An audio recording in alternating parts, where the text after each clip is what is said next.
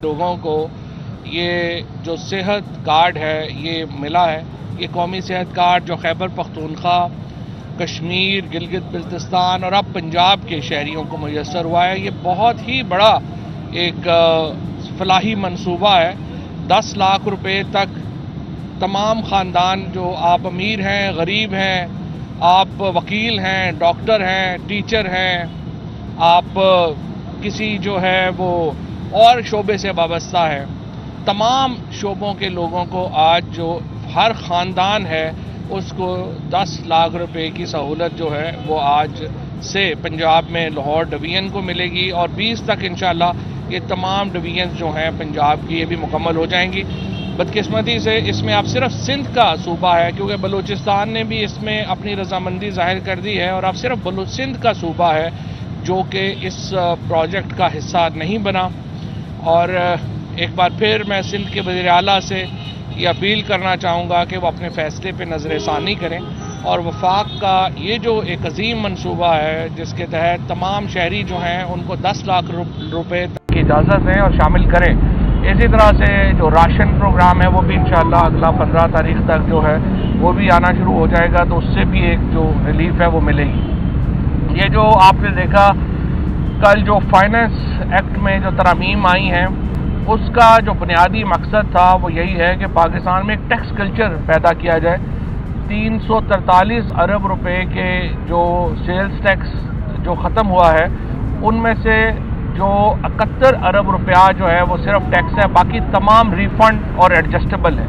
तो इस और सिर्फ जो दरामदी अशिया है जैसे इम्पोर्टेड स्टेक है या सालमन है या चीज़ है, इन चीज़ों के ऊपर टैक्स रहेगा, बाकी तमाम चीज़ों के ऊपर टैक्स जो है वो ख़त्म किया गया है। और इससे जो फार्मास्यूटिकल इंडस्ट्री है हमारी, इससे हमारे जो इस वक्त तमाम, और स्पेशली मैं मुबारकबाद देना चाहता हूँ और मैं शुक्रिया अदा करना चाहता हूँ शौकत तरीन साहब का, जिन्होंने एक बहुत ही जो हमारी फिल्म इंडस्ट्री है, हमारी एंटरटेनमेंट इंडस्ट्री है, उसको बचाने के जो इक़दाम किए वो बहुत ही ज़बरदस्त हैं। एक तरफ हमने जो सिनेमा की मशीनरी है, फिल्म प्रोडक्शन है, उससे हमने हटा दिए सारे टैक्स, और उसके बाद जो फॉरेन ड्रामा है, क्योंकि हमारा क्या हो रहा है कि हमारे जो एक्टर्स हैं, हमारे जो तमाम फिल्म के काम करने वो बेकार बैठे हुए हैं और सारी दुनिया बाहर से जाके एक्टर्स और सारे ड्रामाज जो हैं उनको कर रही है। तो अपने एक्टर्स को, अपने फ़नकारों को हमने प्रोटेक्ट करने के लिए, तहफ़्फ़ुज़ देने के लिए फ़ौरन जो हमारा कंटेंट है उसको टैक्स किया है और इसका बहुत फ़ायदा होगा पाकिस्तान में। जो क्योंकि देखिए, अगर आपकी कहानी जो नैरेटिव है वो आपकी कहानी आपकी फ़िल्म ने बतानी होती है, ड्रामा ने बतानी होती है। हमने जिस तरीके से अपने फिल्म ड्रामा को ख़त्म किया उसकी वजह से पाकिस्तान को अपनी कहानी दुनिया को बताना ही मुश्किल हो गया है, तो उसको रिवाइव करना जो है वो बहुत अहम है। वज़ीर आज़म पाकिस्तान ने अपनी जो कमिटमेंट है गरीबों से उसका इजहार आज फिर एक दफ़ा किया है और उन्होंने ये कहा है कि जो इस वक्त पाकिस्तान की जो रियासत है उसको हम रियासत मदीना के ऊपर जो है वो मॉडल करेंगे। और रियासत मदीना से उनकी क्या मुराद है? उससे मुराद ये है कि एक ऐसी रियासत जिसमें कानून का एहतराम होगा, जिसमें गरीब और अमीर के दरमियान फ़र्क नहीं होगा और जिसमें तमाम शहरी वो बुनियादी सहूलतों तक पहुँच सकेंगे। बदकिस्मती से पाकिस्तान में जिस तरह से एक तवील अरसे से एक हुक्मरानी का सिलसिला रहा वो अब ख़त्म हो चुका है और अब हम पहली बार एक पीपल सेंट्रिक गवर्नमेंट जो है वो इस वक्त पाकिस्तान में काम कर रही है। कल भी आपने देखा कि किस तरह से अपोजिशन की जो मेन लीडरशिप है वो तो इतनी मायूस है कि वो असम्बली में ही नहीं आई। और जब उन्होंने खड़ा करने की कोशिश की कि हमारे लोग खड़े हों, और जब इन्होंने महसूस किया कि PMLN के भी बहुत सारे लोग जो हैं वो शायद बजट को अपोज नहीं करेंगे, ये कह रहे थे कि कोई 29 लोग जो हैं वो PTI के राब्ता कर रहे हैं नून लीग से और अपोजिशन से, पता चला कि सारी अपोजिशन ही PTI से राब्ते में है। तो आपने देखा कि किस तरह वो बिखर गए हैं सारे। और कल आपने देखा है, और मैं हैरान होता हूँ कि ख्वाजा आसिफ साहब जब फॉरेन मिनिस्टर और पाकिस्तान का डिफेंस मिनिस्टर था, वो अकामे के ऊपर एक दुबई की कंपनी से पाकिस्तान का वज़ीर ख़ारजा और वज़ीर दफ़ा तनख्वाह ले रहा था।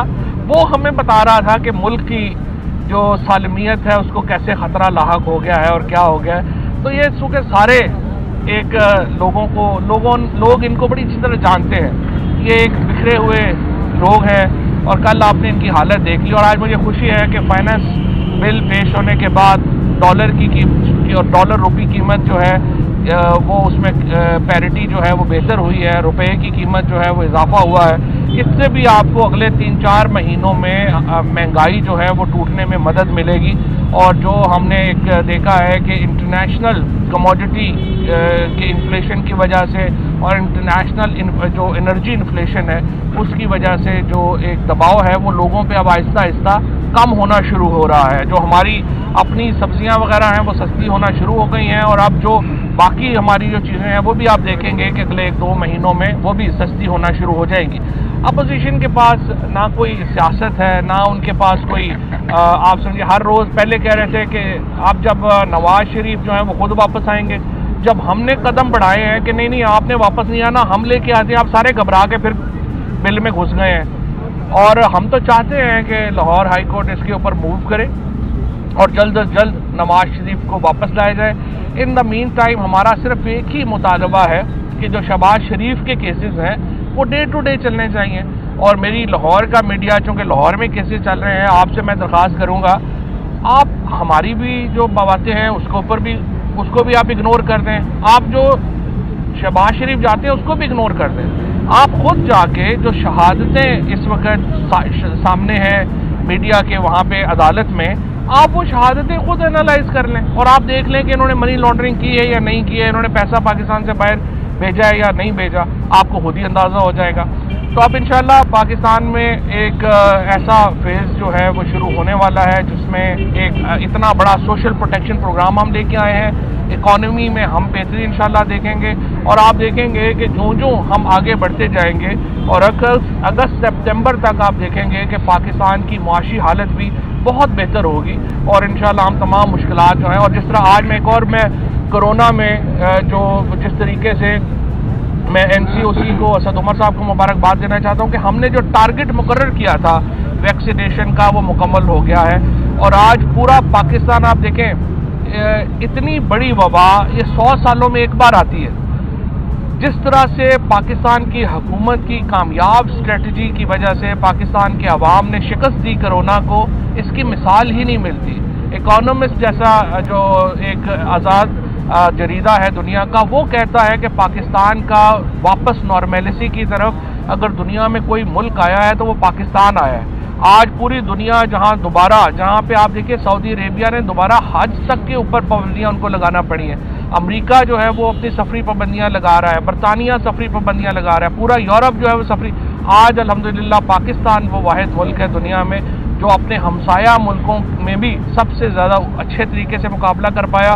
इकॉनमी जो है हमारी 5% के ऊपर ग्रो कर रही है और इंशाल्लाह हमारे जो तमाम हमारी सियासत भी मुस्तहकम है, हमारी मईशत भी मुस्तहकम है और हमारा दिफा भी मुस्तहकम है।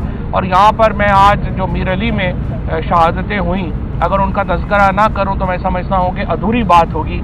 ये जो हमारे फौजी जवान, हमारे जो पुलिस के जवान और हमारे जो लेवीज़ के जवान, हमारे FC के जवान, जिस तरीके से ये रेंजर्स के जवान जिस तरह से ये कुर्बानियाँ दे रहे हैं और इनके लहू की जो महक है वो पाकिस्तान को इस वक्त जो खुशबू है पाकिस्तान में, ये उनके लहू की महक है।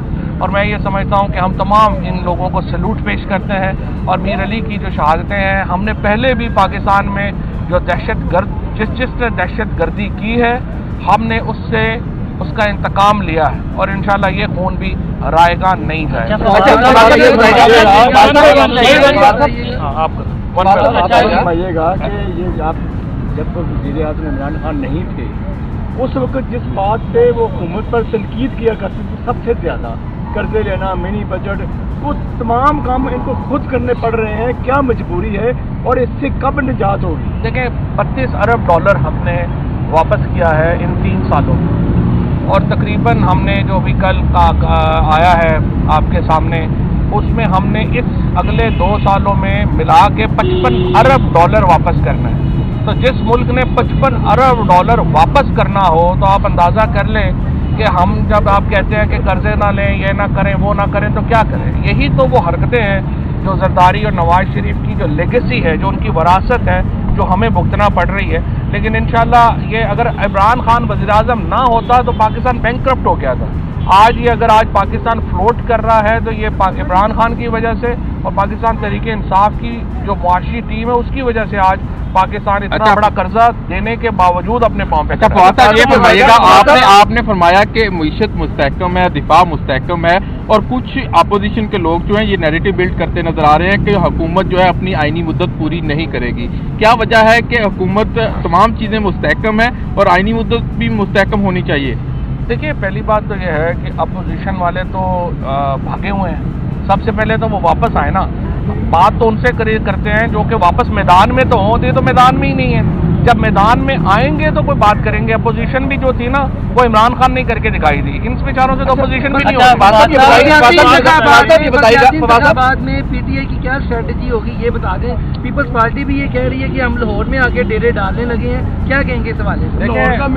पीटीआई उसके ऊपर भी एक जो नई सेंट्रल एग्जीक्यूटिव कमेटी बन गई है तो वो इंशाअल्लाह ताला इसके ऊपर गौर कर रही है।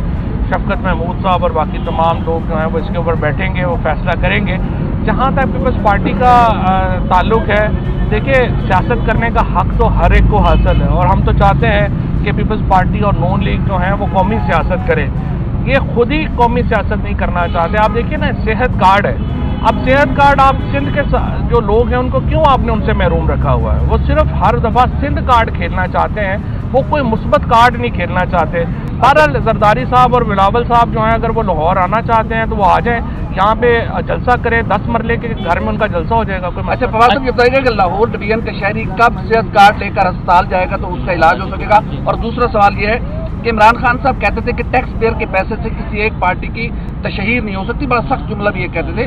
इस कार्ड पर पाकिस्तान तहरीक इंसाफ का झंडा है, तो क्या दोहरा मेयार नहीं है? इस कार्ड पे तरीके इंसाफ का झंडा तो नहीं है, कलर है, कलर वही है कार्ड का। तो अब हम क्या करें कि जो सुरख रंग है उसको रंगों से निकाल दें? मतलब क्या मतलब? अच्छा, फवाद साहब ये बताइएगा कि शेर जैद हॉस्पिटल में मतलब जहाँ सुरख रंग है वो पीटीआई है।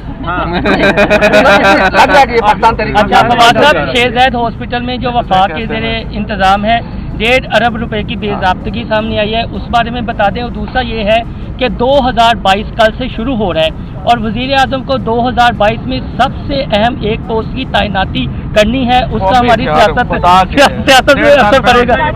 शेर जैद का बता दें। वाला भी कब से चलेगा कर रहा है, कर्जे लेने पड़ रहे हैं, कर्जे उतर भी रहे हैं, लेकिन उसके बावजूद आवाम मायूस है। वही मायूस में आपने देखा अब मई में या अप्रैल में या मार्च में इलेक्शन होते हैं, उसके अलावा जितने भी ज़िमनी भी हुए हैं आपने वो सब देखा है।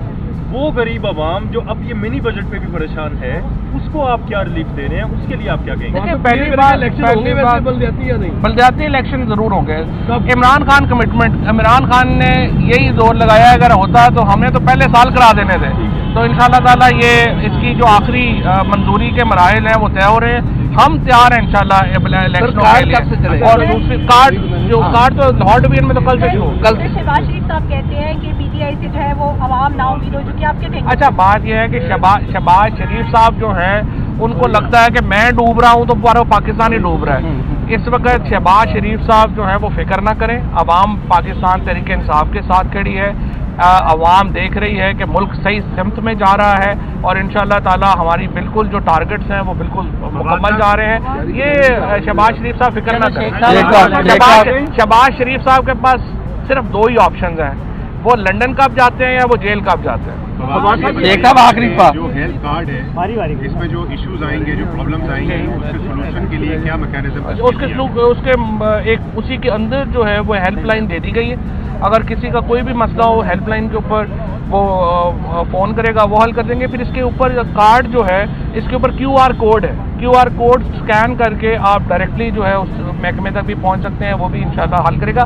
वैसे ही हमने जो खैबर पख्तूनख्वा में जो कि एक कामयाब तजर्बा हो चुका है वहाँ से ये पंजाब में आया है, तो इंशाल्लाह मसला नहीं होगा। फवाद साहब ये बताइए, आपने कहा है कि हालात बहुत अच्छे होने जा रहे हैं, महंगाई जो है वो कम हो जाएगी। अगर महंगाई कम नहीं होती तो आप बल्दियाती इलेक्शन में जाते हैं या फिर जो है आम इलेक्शन होते हैं, तो क्या आप समझते हैं कि आप आवाम का सामना कर पाएंगे या नहीं? आवाम के तो हम सामने खड़े हैं, अभी भी खड़े हैं, अभी भी इलेक्शन हो रहे हैं, अभी भी चिश्तिया में भी इलेक्शन हो रहा है, हर जगह के ऊपर हो रहा है। कोई भी इलेक्शन, जो नून की सीटें थी वो नून जीती है, जो पीटीआई की सीटें पीटीआई जीती है, और सियालकोट में हम जीते हैं, फाटा में हम जीते हैं। देखें, जो भी पॉलिटिकल लोग होते हैं या जो करते हैं वो अवाम ही के सामने खड़े होते हैं। तो ये अपनी जो किसी की पर्सनल ऑब्जर्वेशन हमायत में होगी, किसी की पर्सनल ऑब्जर्वेशन खिलाफ होगा। साहब ये बता दें, सिंध के अंदर जो है, सिंध के अंदर बड़ी तादाद के अंदर पीटीआई को वोट मिले हैं, अल्हम्दुलिल्लाह। ये सेहत कार्ड से क्यों पीपल्स पार्टी की हुकूमत खौफजदा? वो अपने लोगों से खौफजदा है पीपल्स पार्टी की हुकूमत हर शहरी से खौफजदा है, और इसलिए के सामना ही नहीं करना चाहते। आपने लास्ट किया था कुछ दिन पहले ये शहबाज शरीफ को लाने के लिए कार्रवाई का बकाया तो ऐलान किया गया इंशाल्लाह, लेकिन पंजाब हुकूमत को अभी तक किसी में कोई नहीं, ये पंजाब हुकूमत ने नहीं करनी है, अटॉर्नी जनरल ने करनी है। अटॉर्नी जनरल ऑफिस में तैयारी हो रही है इंशाल्लाह। तो शहबाज शरीफ साहब को बताया है या लंदन जाएंगे या जेल जाएंगे। YouTube पर Googly TV देखने के लिए youtube.com की सर्च बार में Googly TV टाइप करें। Googly TV के पेज पर सुर्ख रंग के सब्सक्रिप्शन वाले बटन पर क्लिक करना ना भूलिए। YouTube पर अपलोड होने वाली वीडियो से बाखबर रहने के लिए बेल आइकॉन पर क्लिक कीजिए। आपको हर नई आने वाली वीडियो के बारे में नोटिफिकेशन मौसूल हो जाएगा।